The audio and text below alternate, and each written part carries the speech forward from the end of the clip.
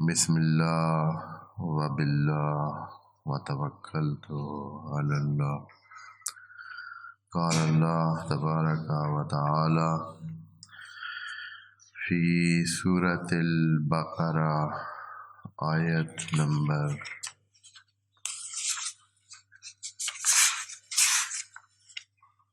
45۔ بسم اللہ الرحمن الرحیم واستعینوا بالصبر والصلاۃ وإنہا لکبیرۃ الا علی الخاشعین الذین یظنون انہم ملاقو ربہم وانہم الیہ راجعون۔ صدق اللہ العظیم۔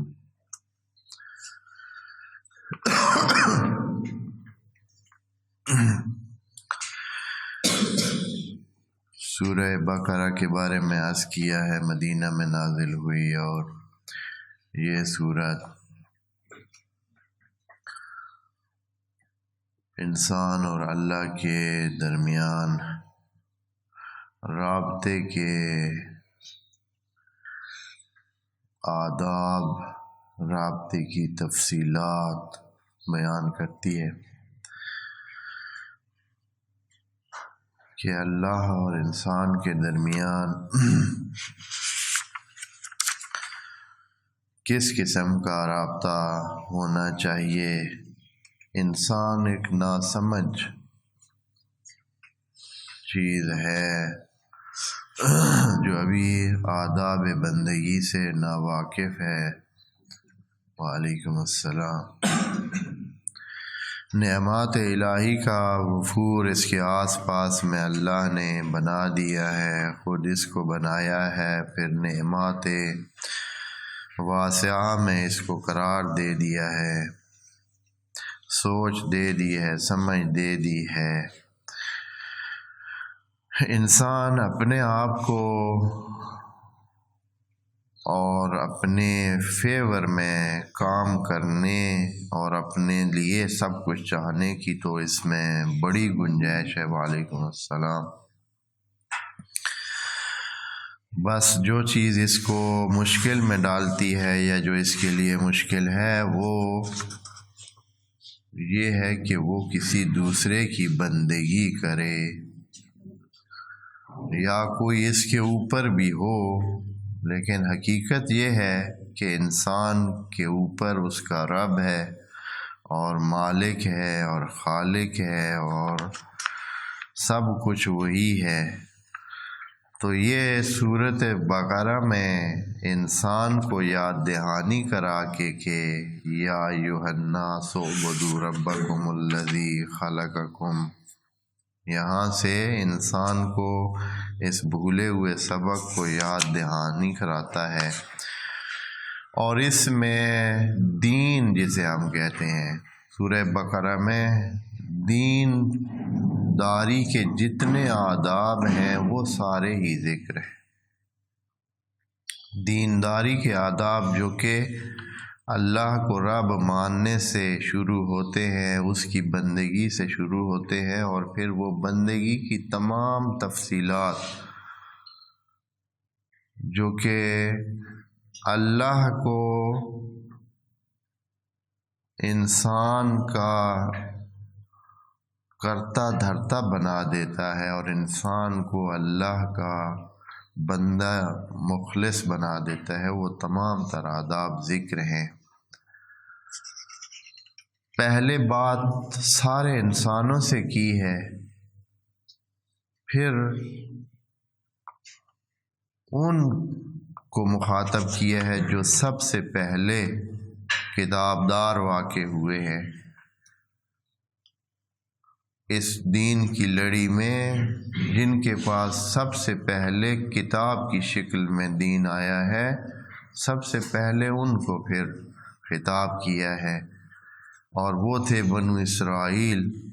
آپ جانتے ہیں کہ ہمارے پاس ہر چند نبی ابراہیم، جناب ابراہیم کے پاس شریعت آئی تھی، دین کا بہت سارا وعلیکم السلام بہت سارا دین کا حصہ جناب ابراہیم علیہ السلام کے پاس آیا تھا، لیکن کتاب کی شکل میں وہ جناب موسیٰ کے پاس پہلی دفعہ آیا، تورات کی شکل میں لکھی ہوئی بات باقاعدہ درج شدہ۔ اور وہ پہلے اس زمانے میں چونکہ کتابیں لکھنے کے لیے ابھی وسائل اس لیول کے نہیں تھے کہ کتابیں لکھی جاتی ہیں، ہاتھوں سے لکھی جاتی یا اس طرح تھے، یہ نہیں کہ بالکل نہیں تھے، وسائل اس طرح تھے لیکن عام نہیں تھے۔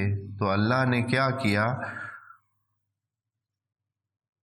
پتھر کی سلیٹوں پہ لکھا ہوا جو ہے تورات کا مضمون جناب موسیٰ کے حوالے کیا، اور جب وہ پہاڑ سے اترے تو ان کے ہاتھ میں وہ پلیٹیں یا وہ سلیبیں اور وہ تختیاں جو کہ پتھر کی تھیں وہ ان کے ہاتھ میں تھی، اور وہ آئے تو بہت سارا بھار وزنی بھی اٹھائے ہوئے تھے، اور پہلے دیکھا کہ آگے جو ہے قوم ان کی پرستش کر رہی ہے بچڑے کی، تو ان کو بہت ہی غیظ و غضب آیا اس بات پہ، اور انہوں نے اپنی وہ پلیٹیں ایک سائڈ پہ پھینکی۔ والکل الواح الفاظ ہیں قرآن کے کہ وہ اٹھائی ہوئی جو تھیں پلیٹیں لکھی ہوئی وہ ایک سائڈ پہ پھینک۔ تو بہرحال چونکہ بنو اسرائیل یا قوم موسیٰ یہ کتابدار ہے، پہلے کتابدار ہے، تو ان کو پہلے اپنے اس بندگی کی دعوت کے آداب سکھانے کے لیے یاد دہانی فرما رہا ہے کہ اے بنو اسرائیل اپنی نعمتوں کو یاد کریں۔ آیت نمبر 40 سے ہم نے یہ بات شروع کی ہے اور ابھی انہی کے ہی بارے میں چلا رہے ہیں۔ اب جو باتیں کی ہیں اللہ نے، جو باتیں چاہی ہیں انسان سے، بندگی کے آداب جو چاہے ہیں وہ انسان پہ بڑے گراں گزرتے ہیں، بڑے ہی مشکل مرحلے ہیں۔ ہر ایک جو ہے وہ ایسے ہے جیسے کہ ہر اس پہ دم نکلے۔ کیا ہے وہ شعر ایک مشہور ہے کہ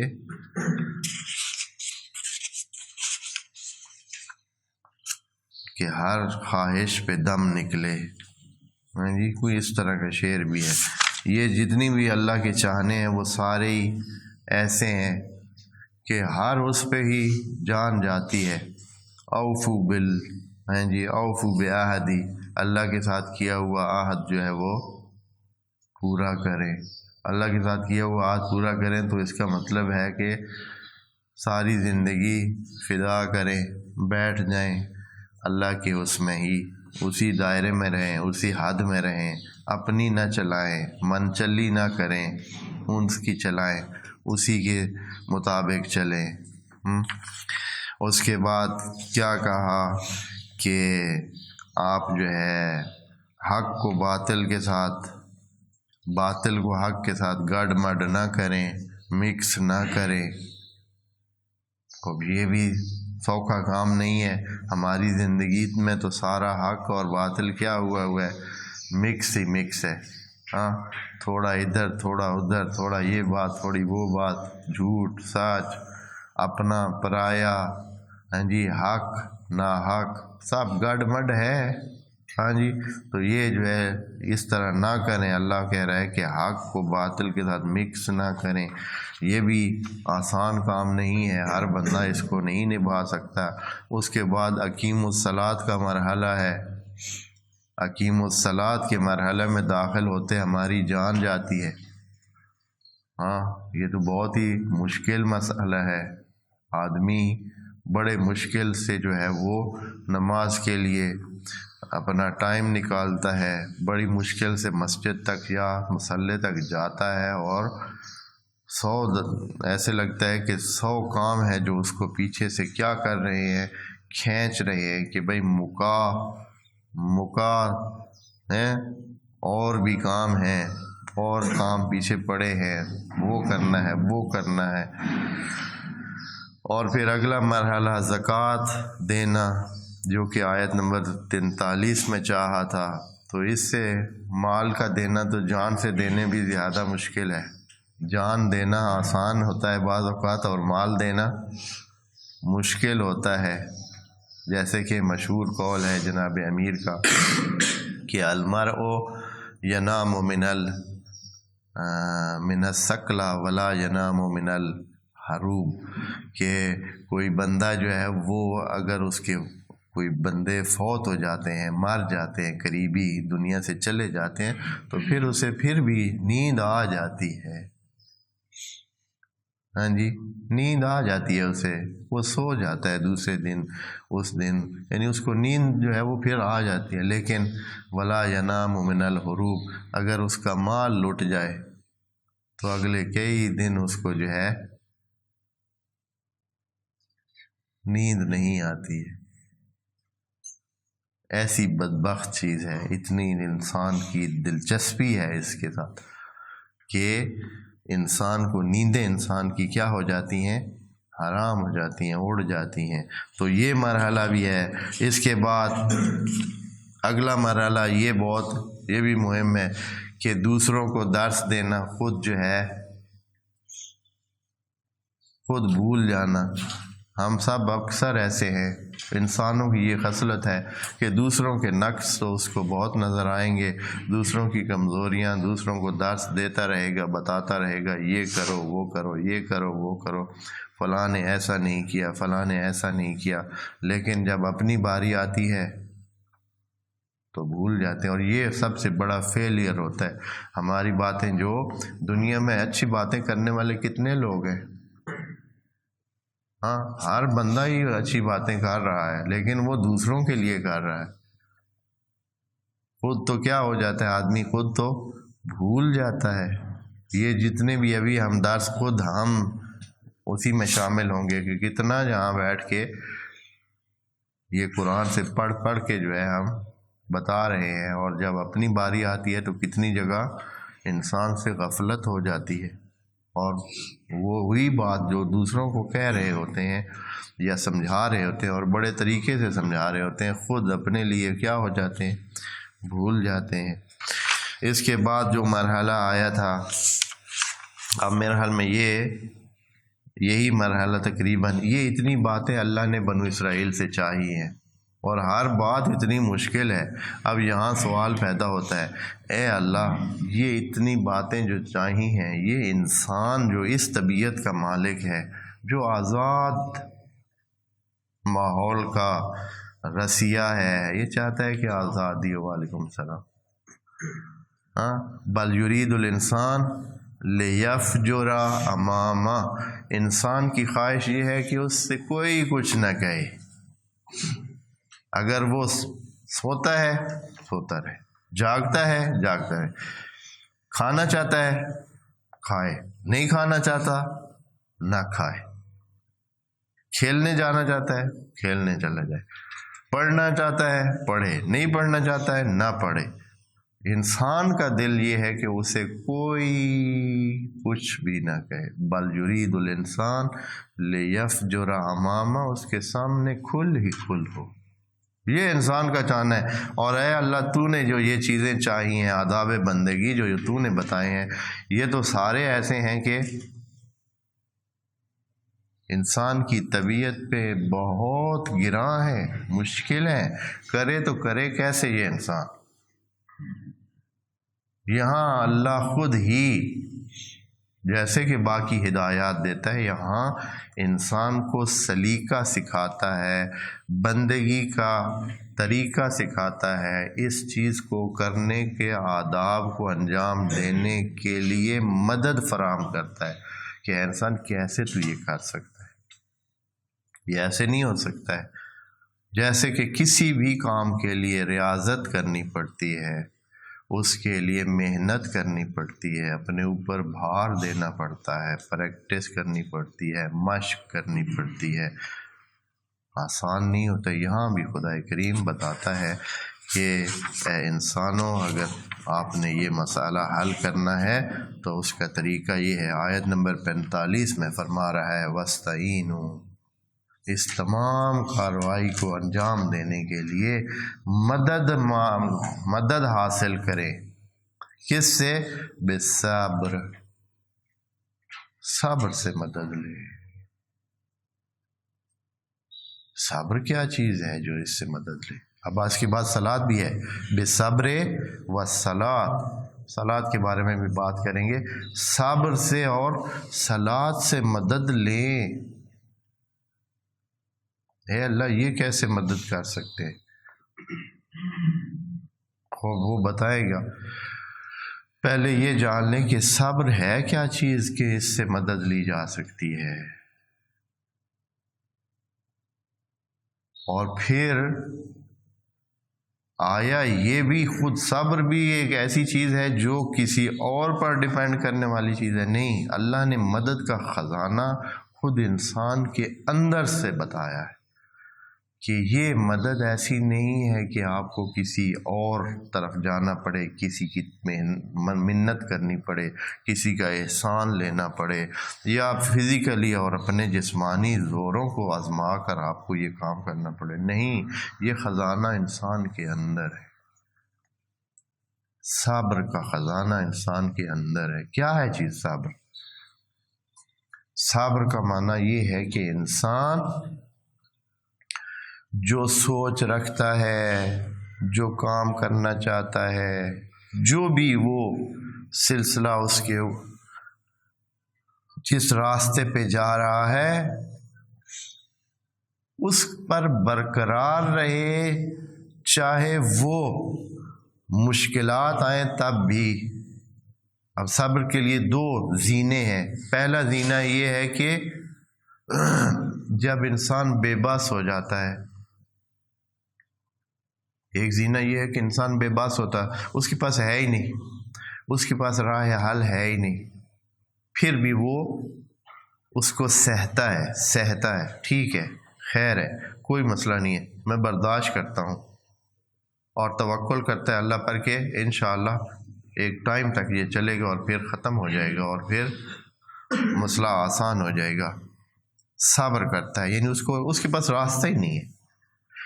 اس سے اوپر مرحلہ ہے، اور وہ یہ ہے کہ صبر کرے جب انسان اس سے بچ سکتا ہے، اس سے ہٹ سکتا ہے، اس مصیبت کو دور کر سکتا ہے، مصیبت کو پھر بھی اپنے اوپر لیے رکھتا ہے تاکہ وہ کیا بن جائے، کندن بن جائے، وہ بالکل اپنے جو نقص ہے اس میں ارادے کا، وہ نقص ختم ہو جائے، اور وہ کیا کرتا ہے، اپنے اوپر اس کے مشکلات کو سہتا ہے۔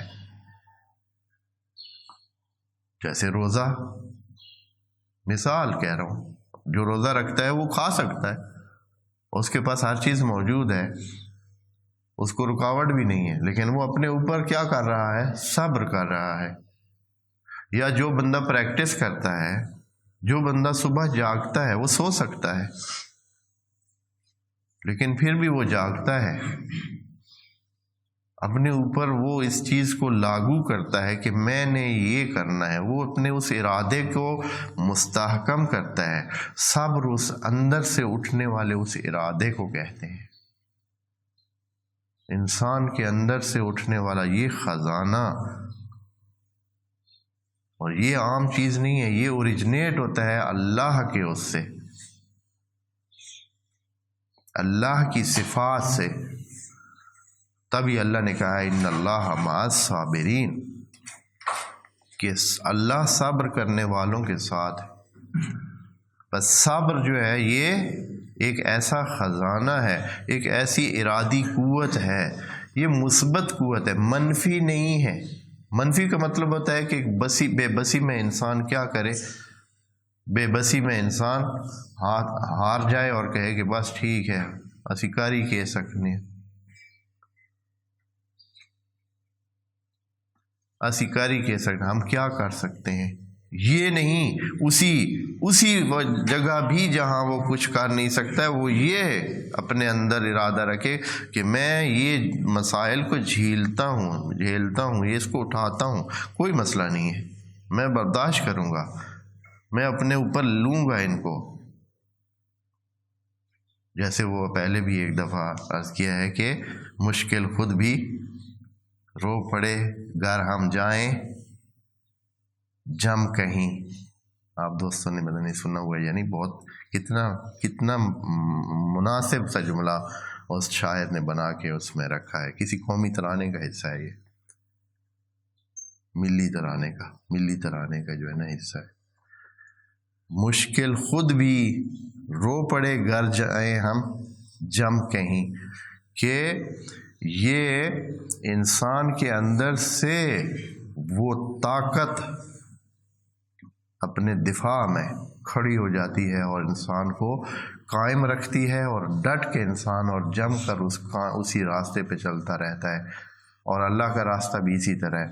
جب یہ کام سارے جتنے بھی پیچھے کہے ہیں یہ سارے قوت ارادی سے ہو سکتے ہیں۔ اب سوال ایک اور آگے پیدا ہوتا ہے،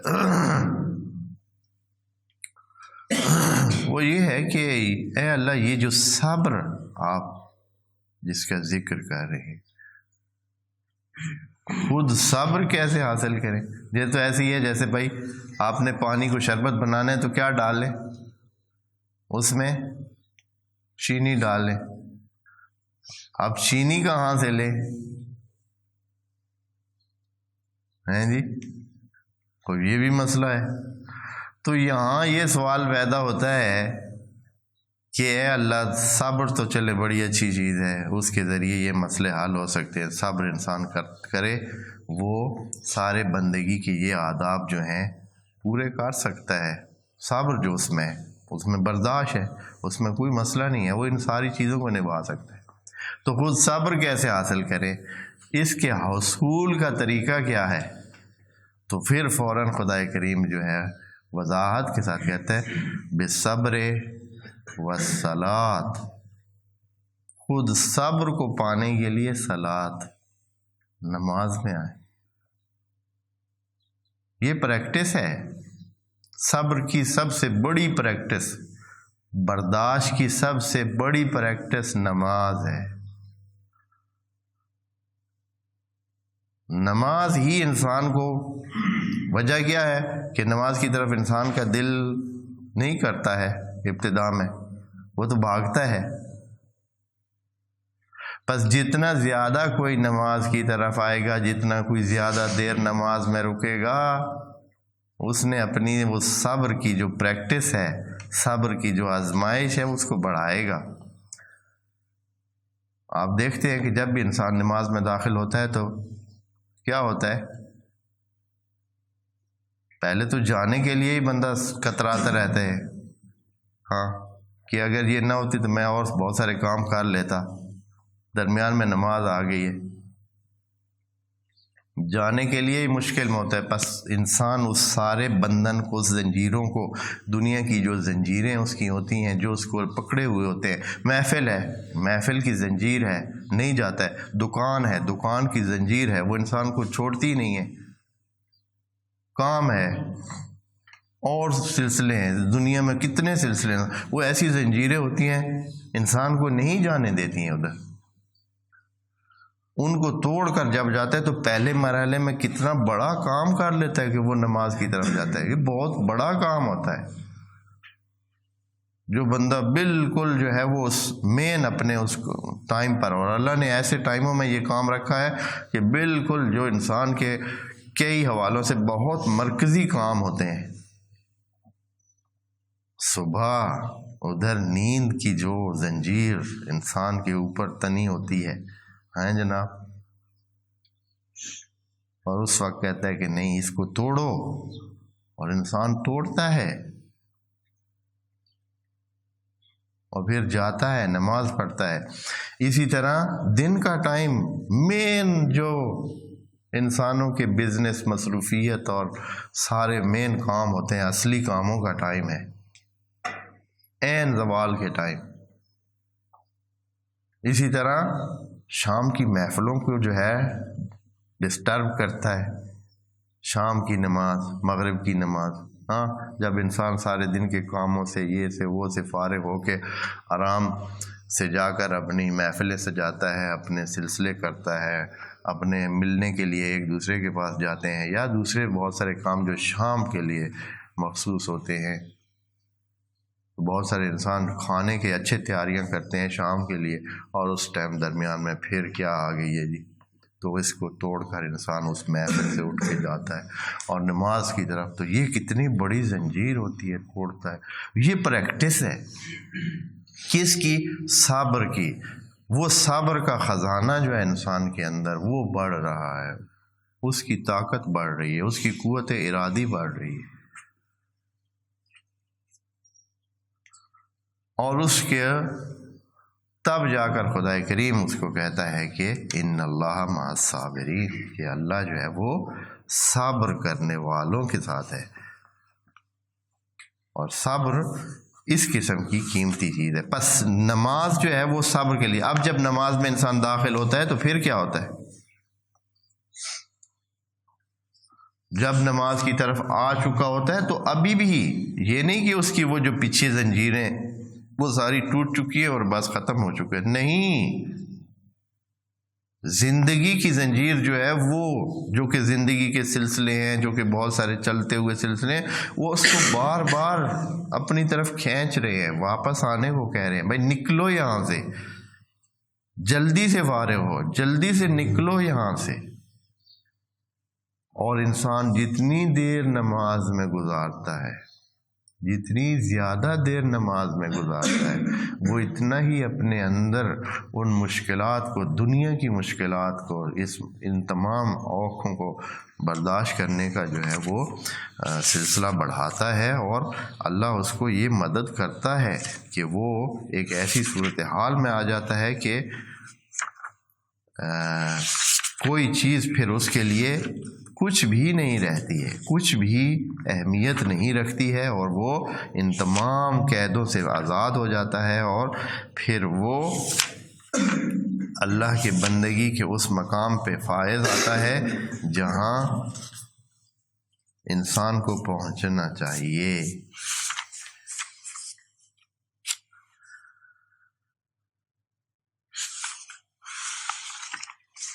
صبر کے بارے میں بات کر رہے ہیں ہم۔ صبر، بس صبر حاصل کرنا ہے ان تمام پچھلے جو اللہ نے کام بتائے ہیں، بس صبر ہماری مدد کر سکتا ہے، نہیں تو تمام یہ چیزیں درد سر ہیں، جتنی بھی یہ آداب بندگی ہیں یہ انسان سے ہونے مشکل ہے۔ اگر اس سے انسان کر سکتا ہے اس کو، تو وہ صرف اور صرف کس طریقے سے کر سکتا ہے؟ صبر کے ذریعے سے یہ چیزیں حاصل کر سکتا ہے۔ اور صبر کو حاصل کرنے کے لیے کیا طریقہ ہے؟ یہ ہے کہ انسان نماز کے ذریعے اس کی پریکٹس کرے، اور نماز کے ذریعے اپنے اندر اس صفت کو بڑھائے، اور یہ کام ہو جاتا ہے۔ اس کے بعد کہا وَإِنَّهَا لَكَبِيرَةٌ، یہاں جو ہے یہ نفسیاتی پہلو ہیں، یہ ذہنی تیاری کے پہلو ہیں۔ جب یہ کہا کہ سارے مسئلے صبر سے حل ہو سکتے ہیں، پھر کہا کہ صبر کے لیے صلاۃ کو طریقہ کار بنائیں، اور صلاۃ کے ذریعے صبر کے زینے پہ آنے کی کوشش کریں، پھر ساتھ نفسیاتی طور پر اور ذہنی آمادگی کے لیے کہا کہ مت سمجھیں کہ بس اب یہ کہا ہے ہم نے کہ نماز کے ذریعے یہ جو صبر حاصل ہوتا ہے، تو پھر آپ سمجھیں گے کہ نماز تو بس ایسے ہے کہ بھائی ہم چاہیں گے تو ہڑپ کر جائیں گے، کھا جائیں گے، یعنی بہت آسانی سے یہ ہم حاصل کر لیں گے۔ نہیں، وَإِنَّهَا لَكَبِيرَةٌ، یہ خود ایک بہت بڑی بلا ہے، ایک بڑا سنگین چیز ہے۔ کبیرہ یعنی ایسا سنگین چیز، باسکل چیز، جس کا بہت وزنی ہے، گراں ہے۔ نماز خود بہت بڑی گراں چیز ہے، انسان اس کے قریب ہی نہیں پھٹکتا ہے۔ کتنے اچھے لوگ پڑے ہیں جہان میں، کتنے اچھے لوگ پڑے ہیں، حتیٰ لوگ روزہ رکھ لیتے ہیں. آپ نے دیکھا ہے ہمارے آس پاس میں، ابھی دیکھیں رمضان آ رہا ہے، دیکھیں گے کہ سینکڑوں ایسے لوگ آپ پائیں گے کہ جو روزے رکھ رہے ہیں، بھوک اور پیاس کو سہ رہے ہیں، لیکن وہی روزے دار لوگ نماز نہیں پڑھ رہے.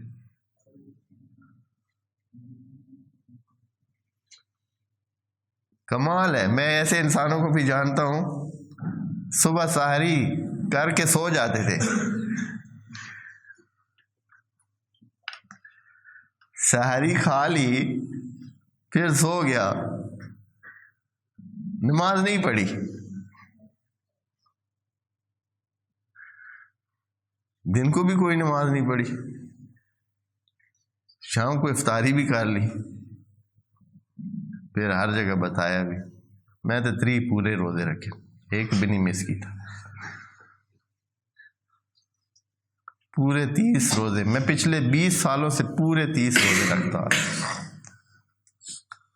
ہیں. اس لیے یہ نفسیاتی تیاری کے لیے اللہ خود اس میں انوالو ہو کے کہتا ہے کہ مت جانے کہ نماز کوئی عام چیز ہے. وَإِنَّهَا لَكَبِيرَةٌ، یہ بہت بار گراں ہے، سخت چیز ہے. لکبیرہ کا معنی جو ہے نا، وہ قرآن میں 1-2 اور جگہ بھی ذکر کیا ہے کہ لکبیرہ کیا ہوتا ہے. یہ جو اللہ نے ذکر کیا ہے کہ وَإِنَّهَا لَكَبِيرَةٌ، یہ بہت بڑی چیز ہے، بہت بھاری چیز ہے. ہاں، یہ جیسے قرآن میں ایک سورہ بقرہ کی آیت نمبر 143 میں فرمایا وَإِنْ كَانَتْ لَكَبِيرَةٌ إِلَّا عَلَى الَّذِينَ هَدَى اللَّهُ، کہ یہ کام بھاری ہوگا سوائے ان پر جو اللہ کی ہدایت میں ہو تو پھر ہو سکتا ہے، نہیں تو یہ آسان نہیں ہے. یہ جو ڈیوٹی پچھلے آیات میں اللہ نے اس میں لگائی تھی وہ بہت بار گراں ہے، آسان نہیں ہے. یا وَإِنْ كَانَ كَبُرَ عَلَيْكَ إِعْرَاضُهُمْ، نبی کو اس میں سورہ انعام کی آیت نمبر 35 میں کہا کہ یہ جو ڈیوٹی آپ کو دی ہوئی ہے، یا یہ جو آپ کے اوپر رسالت کا بوجھ ڈال، یہ آپ کو کیا کر رہا ہے؟ كَبُرَ عَلَيْكَ اعراضهم، اس کی وجہ سے یہ جو مخالفین ہیں اور آپ سے صرف نظر کر رہے ہیں اور نظر انداز کر رہے ہیں اور منہ موڑ رہے ہیں، تو کتنا آپ پر یہ بار گراں ہے، کتنا گراں گزرتا ہے، آپ کو کتنی تکلیف ہوتی ہے اس سے، کتنی مشکل میں آپ پڑ جاتے ہیں جب آپ بات کرتے ہیں اور لوگ منہ موڑ کے چلے جاتے ہیں. تو یہ کبیرہ بھی اسی طرح ہے، یعنی انسان پر کتنا گراں گزرتا ہے. وَإِنَّهَا لَكَبِيرَةٌ، اکثر مفسرین نے یہی اس کا معنی کیا ہے کہ انہا کی ضمیر صلاۃ کی طرف جا رہی ہے، کہ یہ نماز اتنی بھاری کام ہے، یہ گراں کام ہے، آسان نہیں ہے. یہ اس لیے کہا ہے کہ ذہن آمادہ ہو کہ یہ کام بھی مشکل ہے. یعنی اس طرح نہیں ہے کہ آپ کہیں کہ اچھا چلیں جی بہت آسان ہے، یہ گئے نماز پڑھی، صبر حاصل ہوا، صبر کے ذریعے ساری دنیا کے مسئلے حل ہو گئے. ہاں، ایسے نہیں ہے. خود نماز بھی بار گراں ہوگی، مشکل ہوگی، انسان اتنی آسانی سے اس کو بھی انجام نہیں دیتا ہے. پھر کہا ہے اللہ پھر ہم کریں تو کریں کیا؟ کوئی آسان کام لیکن ہر سٹیپ ہی مشکل ہے. نماز وہ بھی مشکل. اب کیا کریں؟ کہا کہ ایک اور راستہ ہے. وہ کیا ہے جی؟ الا علی الخاشعین. ہاں، وہ جو خاشع بن جائیں ان کے لیے یہ آسان ہے. خاشع بن جائیں. خاشع کیسے بن سکتا ہے آدمی؟ خاشع بننے کا مطلب یہ ہے کہ انسان اپنے اندر سے غرور کو، تکبر کو، بڑائی کو، اس قسم کی کہ میں بھی کچھ ہوں کو ختم کرے. یہی جان لے کہ انسان کچھ بھی نہیں ہے،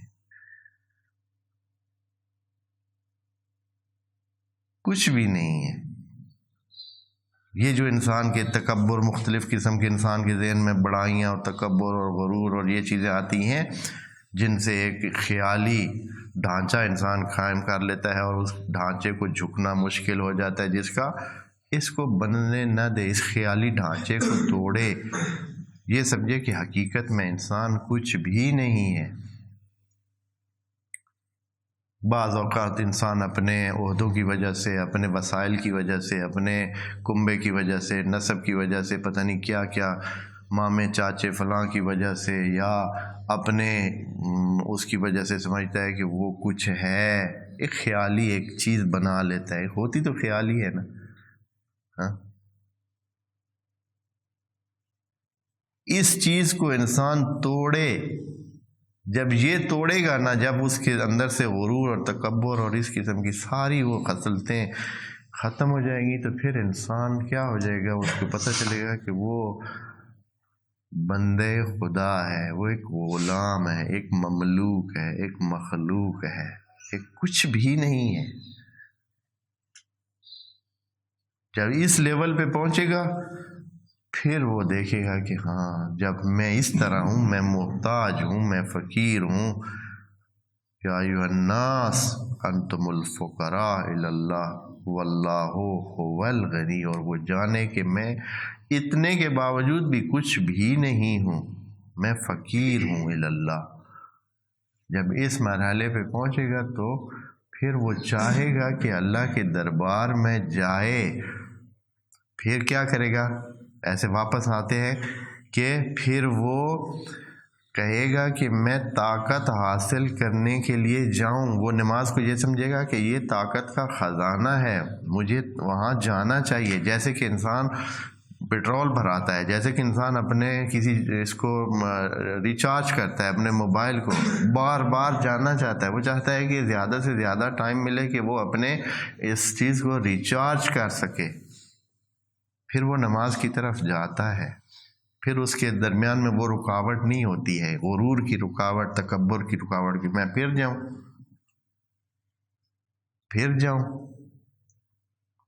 ہاں میرے اور بھی کام ہے، ادھر کیوں جاؤں میں۔ لیکن جب پتہ ہو کہ میں جاؤں گا تو میں طاقت حاصل کروں گا، میں اس سے اپنے اس جو خزانے صبر میں اس میں بڑھاؤں گا، میرا یہ فائدہ ہوگا اس سے، تو پھر وہ زیادہ دیر وہاں رہنا چاہے گا، وہ اللہ کے دربار میں اللہ کے سامنے جھکنے کے لیے زیادہ ٹائم دے گا، اور پھر وہ بار بار اس چیز کو یہ سمجھ کر کہ یہ نماز میرے لیے کوئی درد سر یا مشکل یا مصیبت یا کبیرہ نہیں ہے، یہ ایک بار گراں نہیں ہے، بلکہ میرے لیے یہ ایک طاقت کا خزانہ ہے، میں نے ادھر جا کر اپنے آپ میں طاقت بڑھانی ہے، مجھے فائدہ ہوگا۔ جب اس لیول پہ آئے گا تو وہ نماز کی طرف آئے گا، اور جب نماز میں زیادہ ٹائم گزارے گا، بے پرواہ ہو جائے گا، دنیا کی ویسے بھی وہ زنجیریں کمزور ہو جاتی ہیں، جب آپ انسان زنجیروں کو توڑ کر بار بار توڑ کر ادھر جاتا ہے تو پھر وہ زنجیروں میں طاقت ہی نہیں رہتی ہے، پھر اس کے سامنے وہ چیزیں نیچ ہو جاتی ہیں، پھر اس کے لیے کوئی مسئلہ نہیں رہتا ہے کہ باہر کیا ہو رہا ہے، اس کو آگے کی طرف جو کچھ اسے نظر آتا ہے، اسے اللہ اور اللہ کی الہیت اور الوہیت نظر آتی ہے، اور وہ سارا اپنا رخ اس طرف کر کے بیٹھا ہوتا ہے، اور ساری وہ کنڈ کر کے بیٹھا ہوتا ہے، جیسے پشت کر کے بیٹھا ہوتا ہے، وہ ساری جہان کی طرف اپنی پشت کرتا ہے اور اللہ کی طرف اپنا رخ کرتا ہے، اس کو پتہ ہے کہ ادھر سے کچھ مجھے ملنا ہے، چارجنگ ادھر سے ہونی ہے، پھر وہ وہاں سے چارجنگ لینے کے لیے زیادہ سے زیادہ کوشش کرتا ہے کہ وہاں جتنی زیادہ دیر رہے گا اتنی زیادہ چارجنگ ہوگی، اور اتنا ہی زیادہ وہ اس پیچھے والی مصیبتوں کے خلاف اپنے اندر طاقت محسوس کرے گا۔ اور پھر ساتھ اللہ نے جب یہ وعدہ کر رکھا ہے ان اللہ مع الصابرین، تو پھر جس کے ساتھ اللہ ہو، پھر اس کو مسئلہ کیا ہے، دنیا جہان سب ہے ہی اس کے ہاتھ میں، جب وہ آپ کے ساتھ ہو تو پھر کیا مسئلہ، ساری دنیا کو تو وہ چلا رہا ہے، وہ رب العالمین ہے، اگر اس نے آپ کے صبر کی وجہ سے آپ کے ساتھ یہ وعدہ کر دیا ہے، اور ان اللہ مع الصابرین سب کے لیے کہہ دیا، اللہ اکبر، یہ نہیں کہ کسی مسلمان کے لیے، ان اللہ مع الصابرین، جو بھی صبر کرنے والے ہیں، اللہ ان کے ساتھ ہے۔ اور یہاں دنیا میں جنہوں نے صبر کیا ہے، جنہوں نے بھی کیا ہے، چاہے وہ مسلم ہو چاہے غیر مسلم ہو، جنہوں نے صبر کیا ہے اللہ ان کے ساتھ، چاہے انہوں نے دنیا کے لیے صبر کیا تو اللہ نے ان کی دنیا بڑھا دی ہے، ان کی دنیا میں ان کی مدد کی ہے اور دکھایا ہے کہ اللہ واقعاً اسی طرح ہے۔ یہ جو دنیا قائم ہے، یہ دنیا میں جو بھی بڑے کام ہوئے ہیں، جو بھی بڑے کام ہوئے ہیں دنیا میں، اس کی ایک ہی خصلت اس کے پیچھے کھڑی ہے، ایک خصلت ہے۔ کوئی کسی کی چالاکی نہیں کام آتی، کوئی کسی کی ذہانت یا یہ ہے کہ اس کے فریب کاریاں یا وہ جو ہوتے ہیں سلسلے یا وسائل دنیا کے نہیں، صرف جو کام آتی ہے چیز وہ صبر ہے، صبر سے وہ اپنے مقاصد تک پہنچا ہے۔ کوئی بھی دنیا میں تحریک تھی یا کوئی بھی کام کسی نے کیا ہے تو صبر سے ہوا ہے، وسائل سے نہیں ہوا ہے۔ ہاں دوسری پارٹی اگر صبر اپنا اس نے ہاتھ سے دے دیا ہے وہ ناکام ہوگی، اور اس کی مثالیں آس پاس میں دیکھ لیں۔ حتیٰ جو بالکل ہی غلط قسم کی تحریکیں ہوں گی وہ بھی اپنے صبر اور جمے رہنے کے، اس پر ڈٹے رہنے کی وجہ سے وہ بالآخر کدھر پہنچ جاتی ہیں، ادھر ہی جہاں انہوں نے مقصد اپنا پہلے رکھا ہوتا ہے۔